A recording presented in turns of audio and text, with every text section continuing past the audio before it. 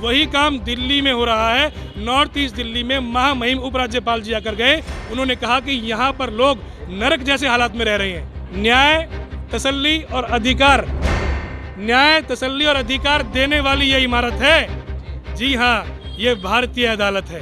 जी हाँ, ये भारतीय अदालत है। तो ये पता चलेगा कि भाई ये त्याग की कोई कीमत है और ऐसा नहीं है कि ये बेकार जाएगा। सभी वकील भाइयों का मैं सभी वकील भाइयों का धन्यवाद देना चाहता हूँ, अपनी बहनों का धन्यवाद देना चाहता हूँ कि उन्होंने मेरी हौसला अफजाई की और एक नैतिक समर्थन मुझे दिया। साथ में हैं लड़ाई में, हम भी साथ में। मैं आपको बताऊं, इससे जुड़ेंगे आज लोग। मैं आपको ये बता देना चाहता हूँ, सड़कें एक दिल्ली है इंडिया गेट वाली, जहाँ राजा रहता है, वहाँ कोई गड्ढा नहीं है, वहाँ कोई धूल नहीं है, वहाँ कोई व्यवस्था नहीं है।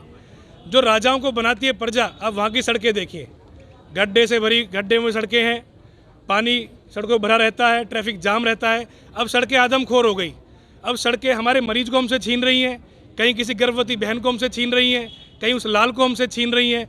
उसके बाद भी अगर किसी की नींद नहीं खुलती तो एक आम नागरिक को बोलना पड़ेगा, और जिसको दर्द होगा वो आंदोलन चलाएगा, वो चीखेगा, वो चिल्लाएगा और अपनी आवाज़ आगे तक पहुंचाएगा। और जब आज मैं बताऊं 450 दिन बीतने के बाद लगभग 50 सड़कें हमारे क्षेत्र में बन चुकी हैं, लगभग 50 सड़कें।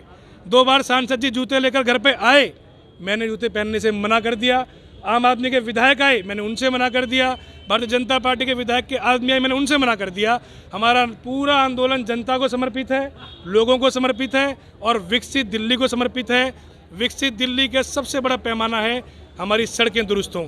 जिस तरह से रोटी, कपड़ा और मकान जीने के लिए ज़रूरी हैं, उसी तरह से बेहतर सड़कें आपके स्वाभिमान का प्रतीक होनी चाहिए। आप देखिए, अगर सारी दिल्ली का कूड़ा इकट्ठा कर कोई आपके घर के बाहर डाल जाए तो यानी कि आप समझ लीजिए कि कूड़ा डालने व्यवस्था कूड़ा आपके घर फेंक कर गई है, वो आपको कुछ नहीं मानती। नॉर्थ ईस्ट दिल्ली में सारी दिल्ली की हालत देख लीजिए, साउथ दिल्ली पे जाइए, आप इंडिया गेट वाली दिल्ली जाइए, नॉर्थ ईस्ट दिल्ली को कूड़ा बना रखा है। यानी कि उनकी नज़र में हमारी नॉर्थ ईस्ट दिल्ली में रहने वाले 20 लाख लोगों की कोई कदर नहीं है। हमको बिल्कुल उन्होंने डाउन कर रखा है। ये सम्मान के प्रतीक हैं। सड़कें अगर आपके जनप्रतिनिधि एक मोहल्ले को चमका दें और एक को छोड़ दें, तो जिस मोहल्ले को छोड़ा जा रहा है उस मोहल्ले में रहने वाले व्यक्ति के सम्मान को लगातार चोट पहुँचाई जा रही है। वही काम दिल्ली में हो रहा है। नॉर्थ ईस्ट दिल्ली में महामहिम उपराज्यपाल जी आकर गए, उन्होंने कहा कि यहाँ पर लोग नरक जैसे हालात में रह रहे हैं। तो इसके लिए कौन बोलेगा? जब कोई नेता नहीं बोलेगा तो आप और हम बोलेंगे। और मैं अपने सुरक्षा कवच, फिर आप करते रहेंगे। आपके पास तो जैसे वकील है, लीगल विकल्प होता है, आप नोटिस भी दे सकते हैं एजेंसियों को, आप आरटीआई भी फाइल कर सकते हैं। तो ये रास्ता आपने समाज का क्यों चुना? इसकी 2 वजह है। नेता को डराती है उसकी रैली में पड़ी खाली कुर्सियां, नेता को डराती हैं उसके खिलाफ खड़ी भीड़। नेता कागजी कार्रवाई का आदी हो चुका है, उसे कागजों से डर नहीं लगता, वो फाइल भरता रहता है, उसे फाइलों से कोई भय नहीं है। उसे भय है जनता से जो उसको बनाती है। पर जनता को जगाना पड़ता है, जनता को समझाना पड़ता है कि आपके साथ ये जो आपसे गले मिलकर निकल गया है, ये सिर्फ गले मिलने के लिए नहीं चुना आपने, ये चुना है आपने कि आपकी परेशानियों को हल करे। तो डेमोन्स्ट्रेशन टाइप का भी है कि जनता को समझ में आए, जनता का समर्थन मिले। ये प्रदर्शन एक तरह से डेमोन्स्ट्रेशन ही होता है। आप देखिए, अखबारों ने हमारे आंदोलन को कवर किया। जिस दिन दैनिक जागरण में हमारी मुहिम छपी, उस दिन पहली बार मेरे क्षेत्र में उद्घाटन हुए 2 सड़कों के। दैनिक जागरण बड़ा अखबार है, 20 लाख कॉपियाँ उसकी बिकती हैं।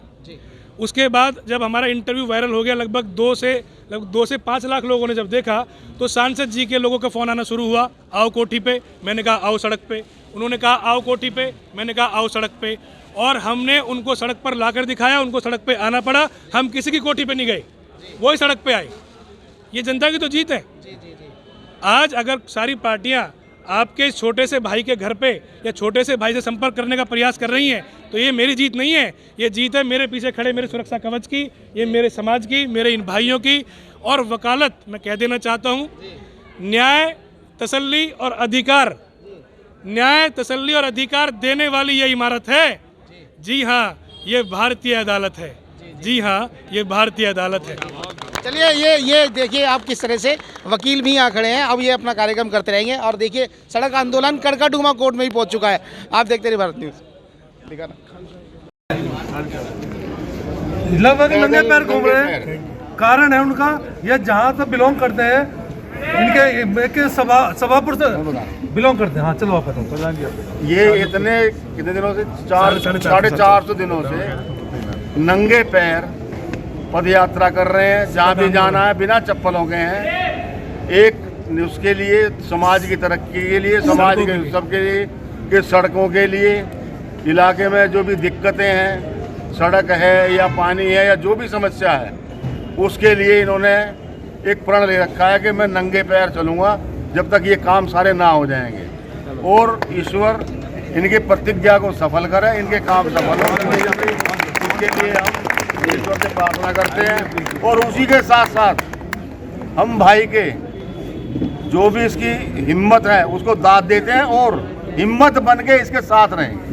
अभी एक सवाल अभी आप लोगों ने कितनी वकील लॉबी है, आप किसी बार एसोसिएशन की तरफ से समर्थन दे रहे हैं या कितने लोग समर्थन हरीश जी के हैं? यहाँ समर्थन जो है बार एडवोकेट फेटर्निटी है हमारी, ये लीगल फेटर्निटी है, समाज है हमारा ये जी।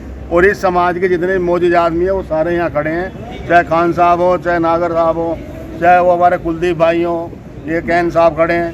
तो ऐसा नहीं है, हर आदमी के साथ अगर कहीं आवाज़ आवश्यकता पड़ती है तो 500, 700 आदमी इकट्ठा करने में कोई दिक्कत नहीं है। जी अध्यक्ष जी, ये बताइए कि एक वकील को नंगे पैर घूमना पड़ना है, मैंने इनका आंदोलन बड़ा कवर किया, और एक इन वकील को एक पॉलिटिकल सिस्टम से लड़ना पड़ रहा है, तो फिर आम आदमी का क्या होगा? वो पॉलिटिकल हायरार्की से कैसे लड़ेगा जब वकील 400 दिनों से नंगे पैर आंदोलन कर रहा है? कुछ कहना चाहेंगे इस पे? ये जो आंदोलन नंगे पैर है, ये कभी ना कभी किसी ना किसी को ये पता चलेगा कि भाई इस त्याग की कोई कीमत है, और ऐसा नहीं है कि ये बेकार जाएगा, इसका फल निकल के आएगा जी। आज नहीं तो कल आएगा। हरी जी, दो उदाहरण है। ये जो इनकी तपस्या रही 450 दिन की नंगे पैर चलने की, उसका रिजल्ट ये रहा कि हमारे पास हमारे जनप्रतिनिधि अपने आप आए, चलकर आए, हमारी सड़कों का निर्माण कराया, हमारी नालियों का निर्माण कराया, क्षेत्र में जो गंदे पानी की समस्या थी उसको दूर कराया, और कुछ दूर होने वाली है, कुछ अंडर प्रोसेस हैं। अभी भी लगभग 50% सड़कें हैं जो इनके आंदोलन से बन चुकी हैं, और अभी और बनना बाकी है। इन्हीं के आंदोलन को देखते हुए ये किसी के सुख में गए, किसी के दुख में गए, किसी के शादियों में शरीक हुए, पिछले 450 दिनों से लगभग नंगे पैर हैं। और ये चीज़ हाईलाइट हुई, और ये चीज़ हाईलाइट होकर ऑल ओवर दिल्ली एक मैसेज गया कि अगर आप किसी मिशन के पीछे लग जाओगे तो ऐसा कोई नहीं है कि आपका जनप्रतिनिधि आपकी सुनवाई नहीं करेगा। जनप्रतिनिधि को हम उसे जनता का वो बनाते हैं जी, एक सेवक। लेकिन अगर सेवक ही हमारी वो ना पूरी करे, हर गली में, हर मोहल्ले में 2-4 वकील जरूर मिलेंगे, समझ गए ना जी जी। और जितने हम यहाँ खड़े हैं तो हम भी कम से कम उन पे ये दबाव जरूर बनाएंगे कि भाई इतनी तुम्हारी राह आसान नहीं है जी। ये हमारा फ्लैश पॉइंट है कोर्ट का। कोर्ट में जितने भी हमारे वकील अगर ये प्रण ले लेंगे कि भाई इस आदमी को डिस्कार्ड करना है, तो वो फिर भूल जाए कि भाई वहाँ चुनाव लड़ना भी है। फिर हम एक